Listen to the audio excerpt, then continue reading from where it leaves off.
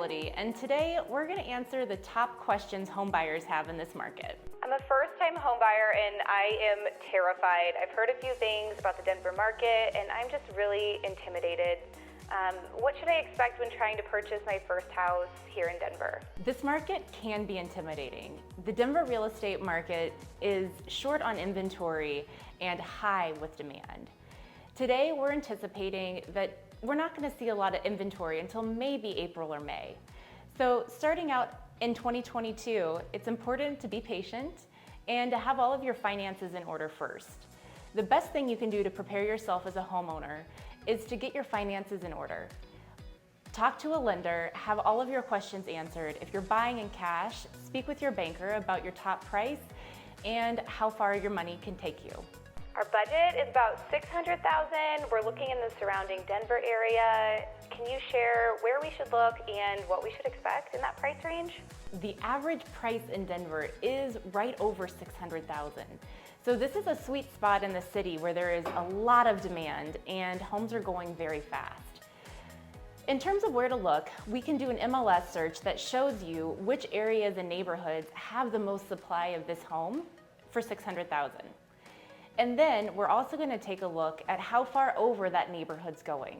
For example, if we know that your top price is $600,000, but in the neighborhoods you like, most of the listing prices are 10% below where the actual sales price is, we need to be backing down your price point and where you're looking by 10% to make sure that you have the right amount of budget to go over list price and actually win the home. We have all of this data in our MLS and it's a very easy search for me to pull. Before we go and take a look at any properties, we should spend some time online researching so that you're really clear on where your budget of $600,000 can take you and how much below the list price we should be looking to prepare you to get the sale. I love using Zillow because it feels a little hands-off. Is there a benefit to working directly with an agent or can I just do all my research on Zillow? Zillow is an interesting website. Zillow often doesn't have all the correct information on it. So while it can feel hands-off and like you're being productive and making some strides in your homeowner research, you might be being pointed in the wrong direction. I highly recommend working with a realtor and finding someone who you trust.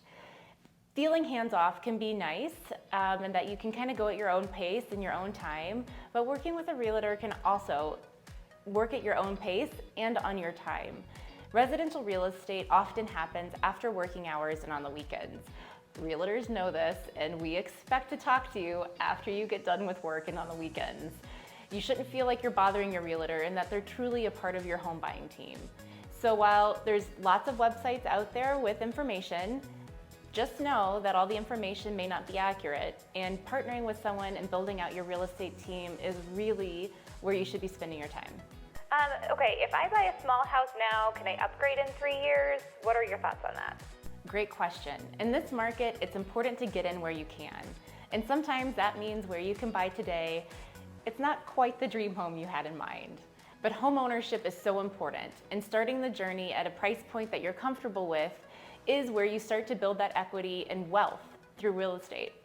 So I would say get in where you can, and if the home isn't quite big enough and you want to upgrade in a few years, you should be able to. The current Denver real estate market is appreciating in different neighborhoods anywhere from 5% to 25%.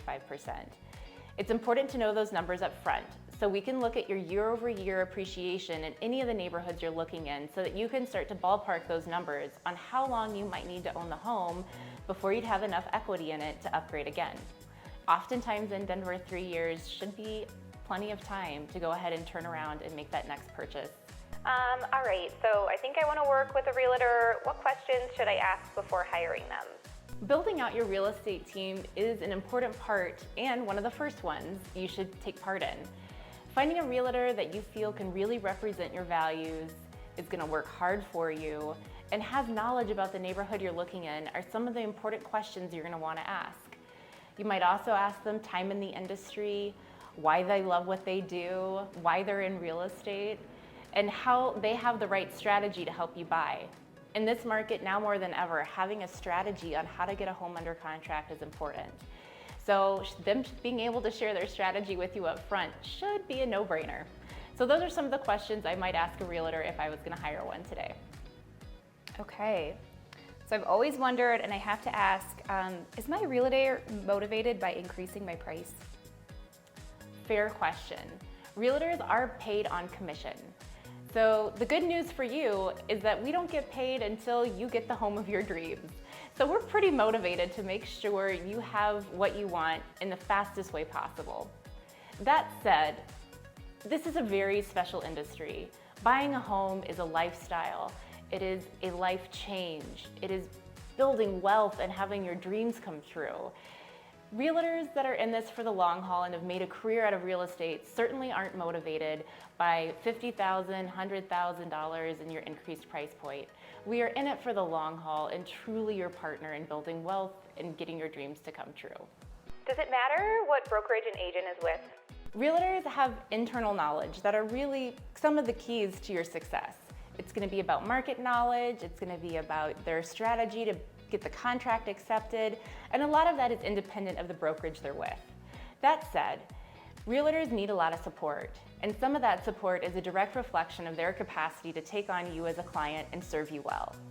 Brokerages, like mine, provide real estate services for marketing. We have transaction coordinators that are working with us 7 days a week. We have sales meetings where we're talking about market strategies and tips and tricks amongst us as agents. And so the brokerage can actually make a difference. That support that the broker is getting from their brokerage is a direct reflection of how much support and capacity they have to support you as a home buyer. So yes, it can make a difference. You should go ahead and ask them what kind of support their brokerage is offering them when you're in your initial interviews. Can you share more about a breakdown of fees for working with a realtor and what I can expect there? When working with a realtor, there are certain fees you need to be ready for as a buyer. Some of those fees include your inspection costs. This will be an out-of-pocket cost you'll pay once you're under contract if you are allowed to have an inspection on the property. Your appraisal costs, if you're having a loan to purchase the property, the lender is going to require a third-party appraisal and valuation of the home. So that appraisal will also be an out-of-pocket cost. Then you will also have some title work and fees, and those will come at closing. So those won't be out of pocket, and you'll just see on your settlement statement at the time of the sale. Then of course there's the realtor's fees. In Colorado, oftentimes the seller is paying for both representations of the seller and the buyer's agent. So for the most part, as a home buyer, you don't have to worry about paying for the agent that's representing you. That said, we are an ever-changing industry, and sometimes sellers aren't offering that. Your realtor should be able to explain this to you and share if for some reason the seller isn't paying any of the commissions, so you can negotiate that at the time of the sale. So as a recap, fees that you should be ready to pay for is an inspection, an appraisal out of pocket. At the time of the sale, you'll see some additional recording and title fees. And then the commissions that are paid for by the seller will also show up on the settlement statement, but are not the responsibility of the homeowner. Awesome. Thank you so much, Jenny. You bet. This is Jenny Usaj with Usaj Realty, here to answer those tricky questions you don't always know to ask or when to ask about home buying. Feel free to comment or like below, and of course, call me or text me if you ever have any questions I can answer. Talk to you soon.